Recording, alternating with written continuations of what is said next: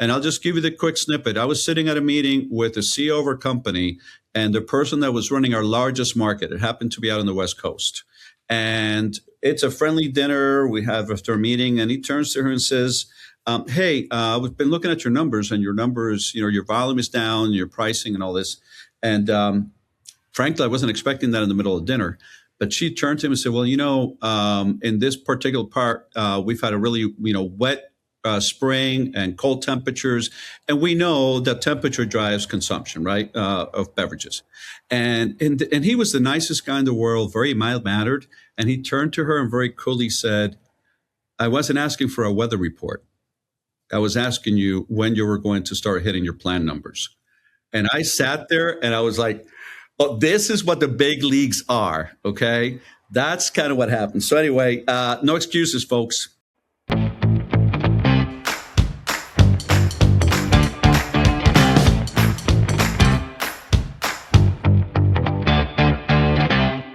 Hello, team. Back with you again. I'm Ed Bellina. Hello, guys. Alvaro Cuba here, starting the summer. And he is always very summery. The fact that he lives in Florida may have something to do with that, as I wear my flannel shirt today, a little chilly. So, hey, welcome to the Manufacturing Meetup podcast. This is where, we sit back, we talk about what we've experienced in plants.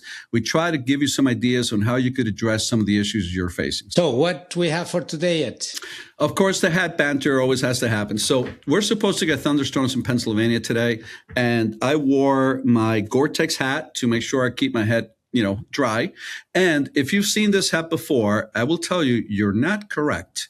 You have seen another copy of this hat because I have two. So on the record, this is the first time you see this particular hat. But Alvaro always looks spiffy. I love that hat. Tell me. Yeah, no, it's summer coming, sunny, a lot of hot. So these hats are perfect for the season. Good straw hat. I love it. Well, we are going to have another conversation today. I have to tell you, this is probably one of my favorite ones, okay? Because having been on both the receiving and the giving end of these tours, man, do we have stories for you. So we have both, Alvaro and I, been on both sides of plant reviews or site visits, right? We've been operations leaders, plant managers, et cetera, that had to host these tours. And over time, we became them. And then we showed up at the plants to talk to plant managers about their opportunities. We know what it's like to be on the other side of the table. We also know, in our former roles, what we would expect out of these visits. So we're going to get into what it actually takes to handle it well, even when your baby is ugly. Yeah. Well, as Ed said, we have work in a plants, we have managed plants, we have visit plants in different industries, in different cultures, different countries. So a lot of stories for you. But before we go to that, hit the subscribe button so you don't miss these conversations. And with that, let's get started. Let's do it. So, Alvaro, here we are with another great discussion, this time about what you're... Very exciting. You have been raising your hand about this topic, so go for it. I think there is a slight amount of PTSD that I've retained from those, and this is my way, this is my therapy, keeping others from having the same problem. And they can be emotional. So, what do? You get the phone call, from the VP or the head of supply chain that says, hey, we're coming down into your facility. We'd like to sit down, review your performance, walk the shop floor, et cetera. And you immediately go into a little bit of panic mode because the expectation is high in terms of, housekeeping and the state of equipment and all that. And maybe your plant is not doing the best, okay? I don't know that I've ever been in a plant where we were firing on all 8 cylinders, okay? Someplace I was in a plant where we were barely getting by with a cylinder and a half and struggling on the road. In other places, I've been in places where we're turning them around and now it starts feeling like a little bit of a sports car, right? But the first tip that I can give you, okay, is know where you stand and be truthful. Okay. And you have all kinds of data to help you with this. Most organizations have, critical KPIs that they use to score your performance. Many organizations will force rank your plant. Okay. That was the case, in the beverage industry. We had 54 facilities and they were force ranked 1 to 54 across a whole, host of criteria, including safety and org health scores, et cetera. But so you need to really fill yourself with the knowledge, right, of what your VP is looking at, because I can guarantee you that that person will have a really clear understanding of where your plan stands. I remember having VPs come to my facility tour with a 3-ring binder with tabs that they had already gone through. They knew where my issues were and also where we were doing well. So first, if your baby's ugly, call it ugly, okay? Don't try to put lipstick on a pig. It doesn't work. And to some leaders, it'll feel like you're trying to pull the wool over their eyes. And most of those leaders, by the way, have been in your shoes at least once, twice, if not even more. Like for myself, I ran 2 plants, before I started doing other work. Alvaro hosts of them. And you know what? The most important thing that I require from a leader is trust. I need to be able to trust them, right? So a leader that can answer 3 key questions. A, do you know what's going on in your business, right? That's number 1. Number 2, do you have a credible plan? Does your plan have a technical right to success? Okay. I will be looking for that. Does the math add up? Right. And that's really, really important. And then lastly, there's a problem, right? You have a plan that you're going to execute. Can I trust you to execute the plan in the way you've shared it with me? Because when you share it with me, that's my opportunity not to nitpick, but to let you know I've done this for 15 years of my life, if not longer.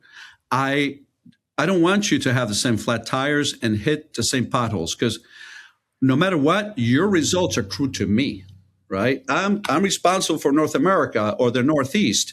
If you stumble and you miss $50,000, $100,000, the expectation is I find someplace else to find that money, right? So I have a vested interest. So those are a couple of the ones that I would really kind of key on. So leave you with, do not try to BS your senior executive. Okay.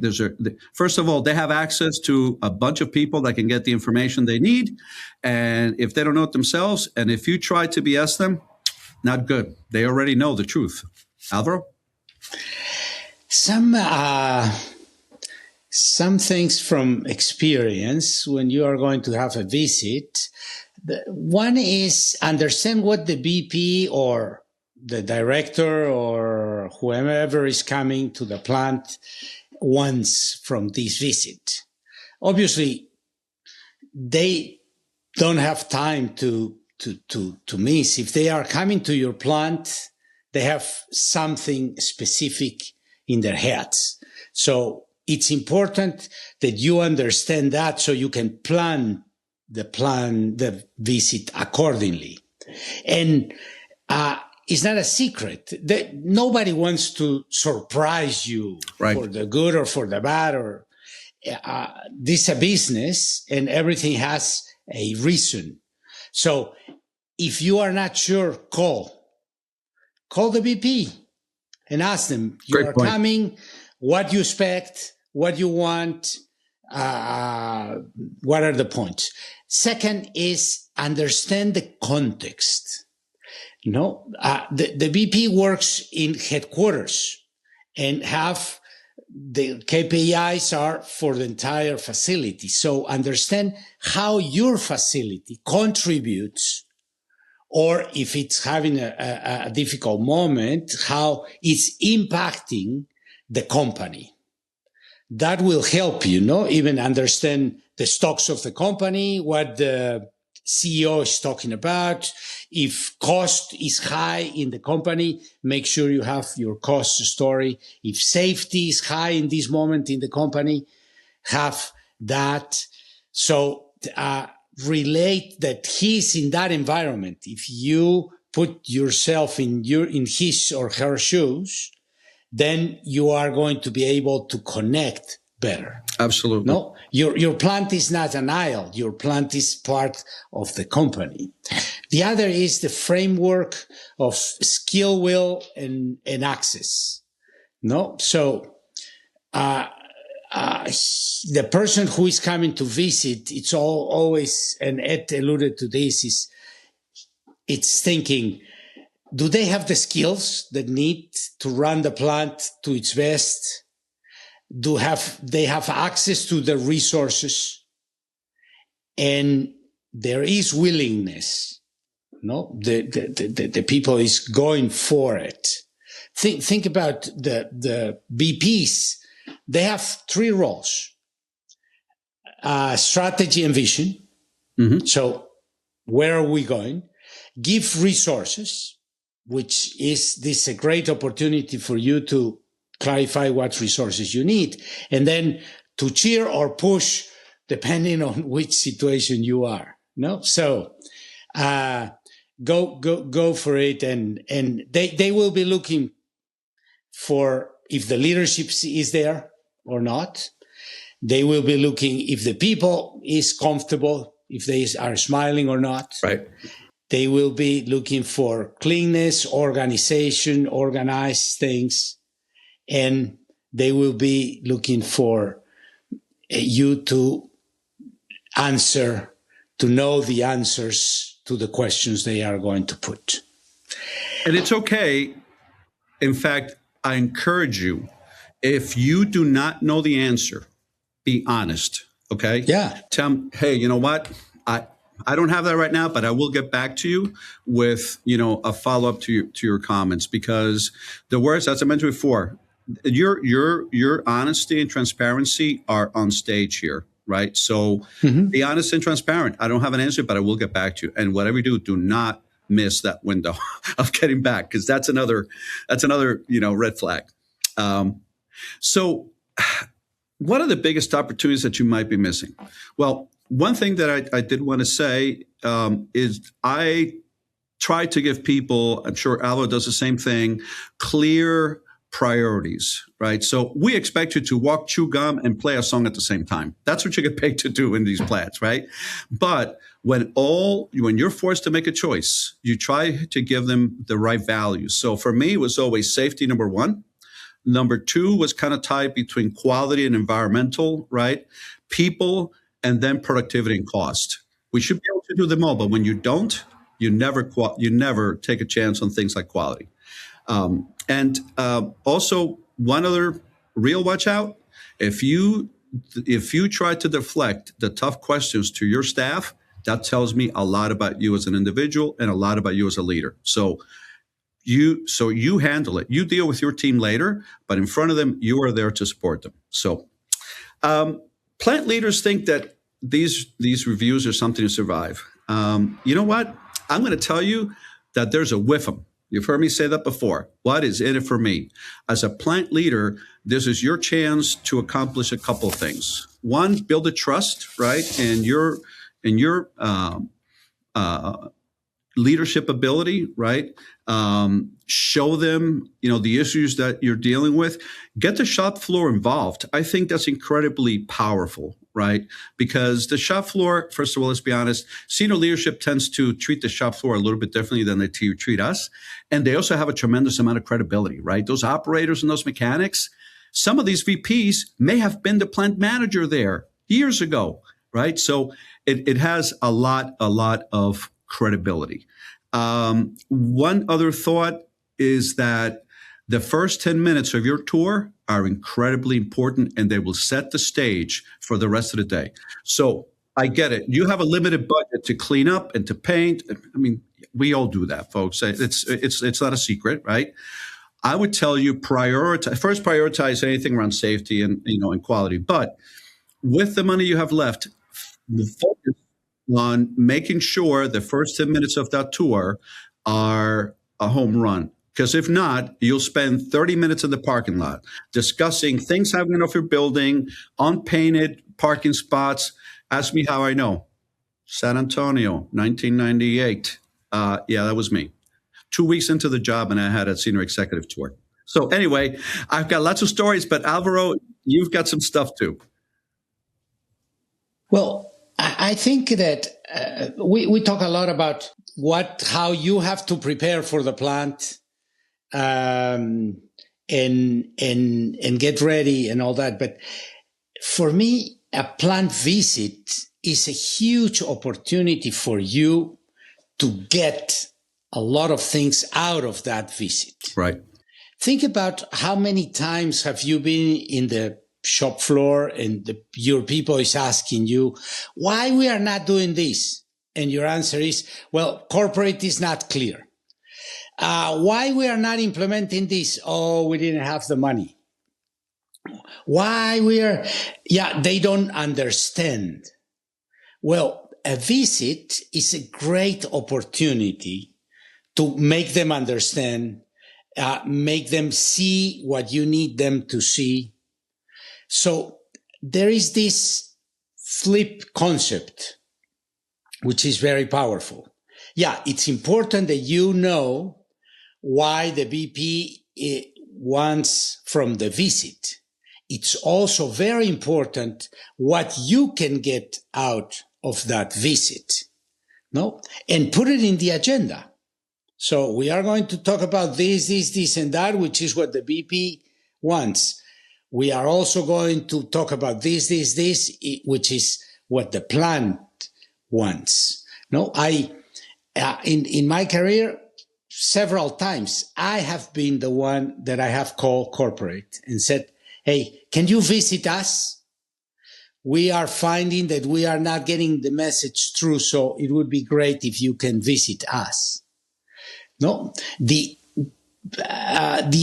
other thing that is important is, and Ed alluded to this, is corporate is important for our people. Right.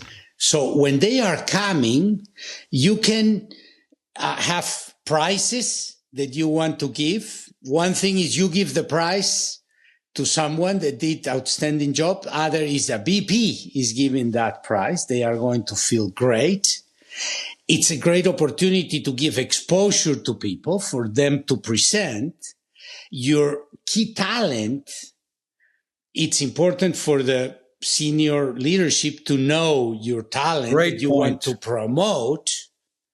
No. And if you bring these people to the shop floor and the shop floor presents to them and they get great guy, great thing you are doing, you will have those guys motivated for a long, long time. No? So absolutely.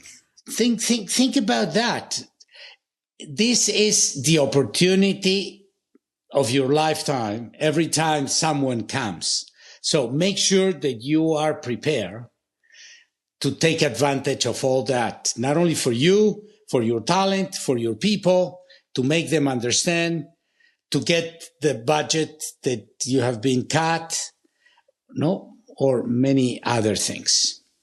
Hey, the example we shared, I think in the last, the podcast before the last one, the example of the diaper, right? And how I made it a point to, when senior leadership come in and say, this is why I need $500,000 for a new roof, right? You did exactly the same thing in one of your facilities. And you know what? It's up to them. You're presenting the data. It's up to them to figure out whether they can make that investment. The other thing that really gets people, twerked up a little bit is if you come up with excuses, okay? And I'll just give you the quick snippet. I was sitting at a meeting with the CEO of our company and the person that was running our largest market. It happened to be out on the West Coast. And it's a friendly dinner we have after a meeting. And he turns to her and says, hey, we've been looking at your numbers, and your numbers, your volume is down, your pricing and all this. And frankly, I wasn't expecting that in the middle of dinner. But she turned to him and said, well, in this particular part, we've had a really, wet spring and cold temperatures. And we know that temperature drives consumption, right, of beverages. And he was the nicest guy in the world, very mild-mannered. And he turned to her and very coolly said, I wasn't asking for a weather report. I was asking you when you were going to start hitting your plan numbers. And I sat there and I was like, oh, this is what the big leagues are, okay? That's kind of what happened. So anyway, no excuses, folks. So we talked about ugly results. So moving into segment three, if you've got a limited budget, right? And we all do. No plant I've ever been in has funds to spend willy nilly. You have to be, and your plant is not at its best, and you can't afford to fix everything, right? You have two choices. You can either spread your little bit of money around, usually the tour area. Oh, here's a trick for you. People don't stick to tour areas, okay? I have had people veer completely off, come to a locked garage door and ask me to open it. And what was behind there was not really pretty. There's a reason why the door was locked. But anyway, more on that some other time. But you can't put enough money into the facility if it's not in good shape to make a difference. Here's the tip. Pick one area. Maybe it's your maintenance shop. Maybe it's your quality control area. Maybe it's your batch preparation area. But take that area all the way to bright. What do I mean by that? I mean 5S, right? SOPs clearly outlined. Employees engaged, the infrastructure, it's brightly lit, it's freshly painted, right? That, and you take the tour through there and say, hey, look, this is what my standard is, okay? I can't afford to take this plant all the way there in the next year, but here's my 3 to 5 year capital plan that starts getting me there. But I'm showing you that this is my standard. And then invite feedback from them. What do you think about this? Or, is my 5S, the way you would expect it to? How about tracking KPIs, et cetera? You accomplish a tremendous amount for a little bit of money. Frankly, it's called about leadership. Now, it's called leverage. Now, I've been one of our senior leaders, used to love to walk the floor, find an issue, right? And look at the plant leader, point to it. It could have been a pothole in your warehouse. It could have been, I said, a piece of broken pallet board holding a photo eye at the discharge of a palletizer. Okay, I didn't make that up. That actually happened to me. He walked by the palletizer, points at it, looks at me and says, "Is that your standard?" Huh. Hey, there is no good way to answer that question, right? Because there isn't. So you take your lumps. You say, "Listen, we're not where we need to be," and that's an obvious. That's an example of it. We're working on it, and that'll be. Oh, the other thing, as soon as that happens, you better get somebody out there. So when they get ready to leave the building, say, I have taken care of this issue. Thank you. And we've got more to come. So, that's one that you want to think about. I talked about the parking lot. If your parking lot is dirty, if it's not striped, if the sales guys hang banners off of your windows and then leave the strings hanging down, that caught me. I tried to joke that it was a wind indicator. I got this look like, this ain't joking time, Ed. I was like, this is the guy that hired me into the company, okay, that I knew. He was like, this is a learning experience. Funny, every time I hear that, I cringe now. So, last piece, no surprises, ever, okay? You can't hide stuff. Sooner or later, it shows up. And if you don't let people know what is happening, they're not even in a position to help support you. So please, no surprises. And in reality, there is no surprises. Right. Every time I was going to visit a plant, I was going with my HR lead and my finance lead. And before going to the plant, both of them have done their homework. So the finance guy had all the KPIs, financial and non-financial, and the HR had already know all that. And I had the summary. And you are in your plant, so you know exactly the same picture. Yep. So if it's going to be a difficult, because there is, we have good moments, bad moments in the plants. When there is a good moment, they will come and visit, and then we'll celebrate all together. When we are in a tough spot, the thing is how we flip it. Right. How we flip it from a surprise and a bad moment into we are going to help you. And we own this together. So a couple things is, first is the law of three. Ed mentioned that, You need to know where you are. What are you doing about it? And when are you going to show the results? Bingo. And then you use those three in three opportunities.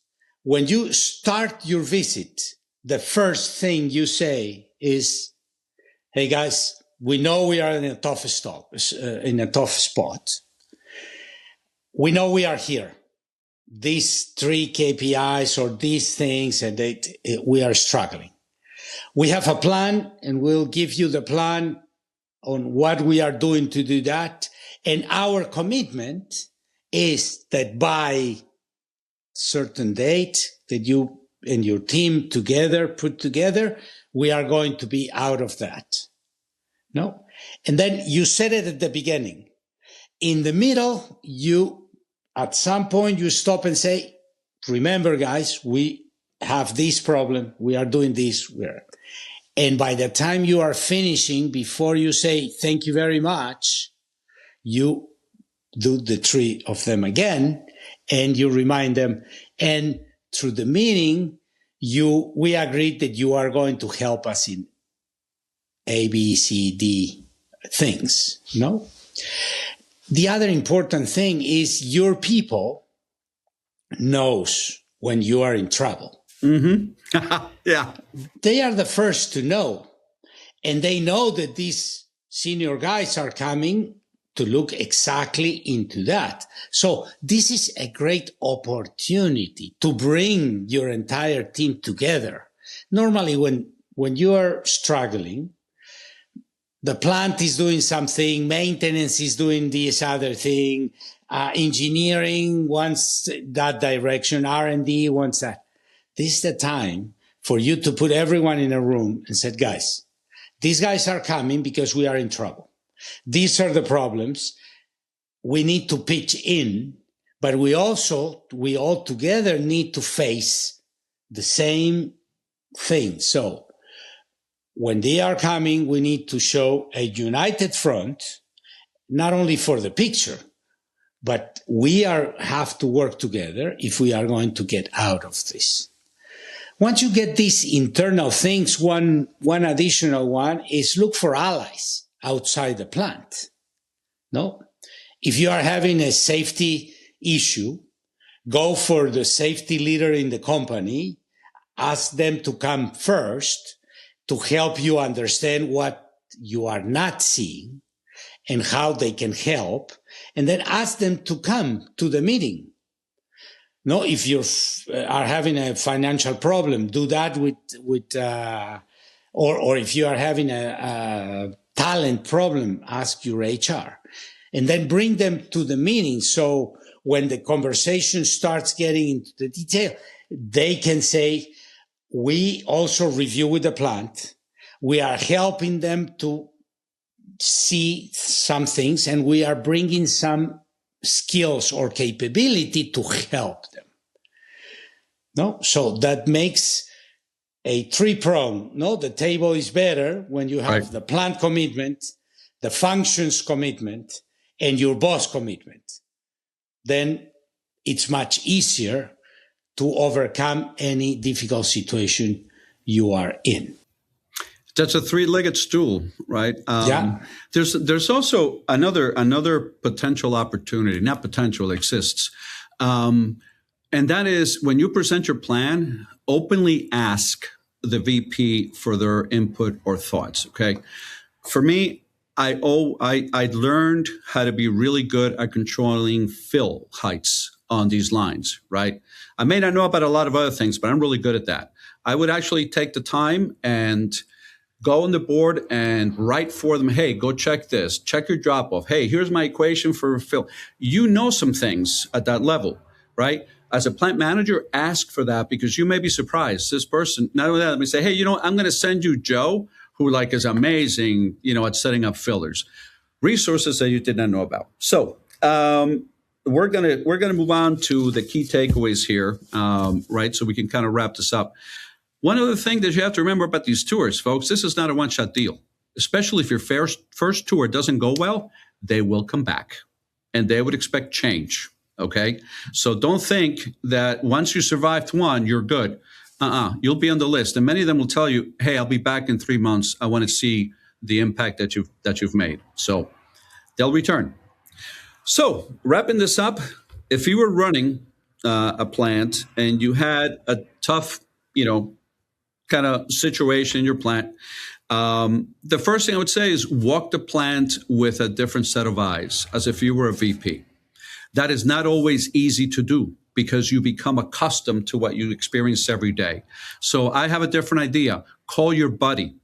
Find a plant manager that you can trust or a senior leader that you can trust that's at a more closer level to you. Have them come in and give you a mock tour. Okay. I did this when I was working in Mexico. We had our senior supply chain officer come in, and I spent days before doing a mock tour of the plant in Iztacalco.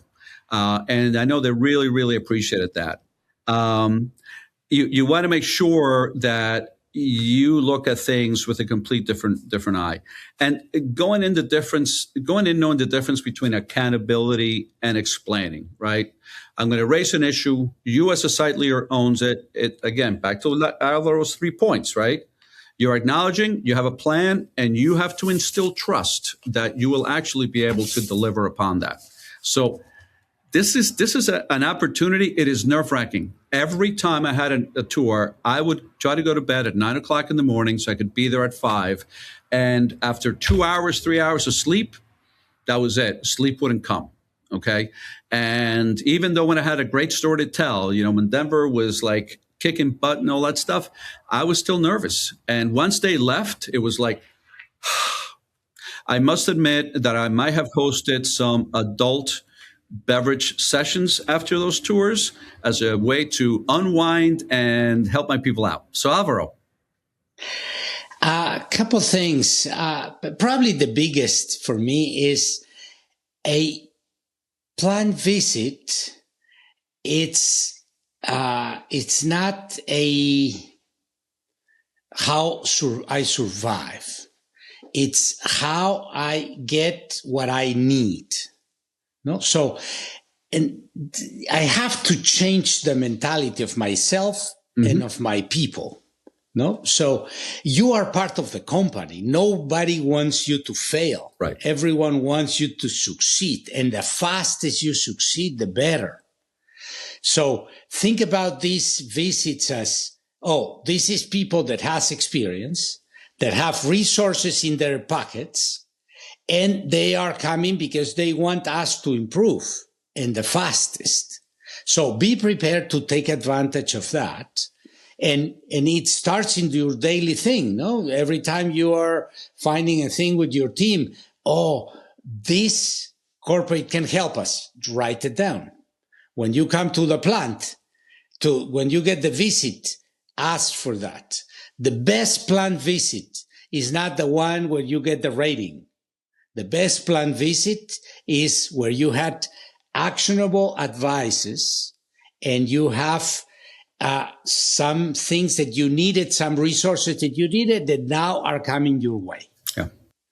No, and the other thing is always bring your people with you. No, so have your talent in the room, make them embrace, make them. This is the opportunity to make your people to work together. And to live and to learn. They also learn when they are seeing these senior executives, they are learning a lot if you give them the opportunity. Absolutely. So with that, it's time for the closure. We hope that you found this discussion interesting. We all have plant visits, good, bad, uglies, beautiful, and all that. So let's take advantage of all that. We hope that these advices have been helpful. So thank you very much for joining us. If you enjoyed the show, please follow or subscribe. If you like the episode and you are watching YouTube, please leave us a review. And if you are listening iTunes as well. And more important, share this with your pals. Ed? No, that's exactly right. A really fun episode for us, to coach and share with you. If you like to keep the conversation going, you know how this works. You can email us at mmu@augury.com. We're available everywhere. We're all over the map. We also have links in the show notes for this episode.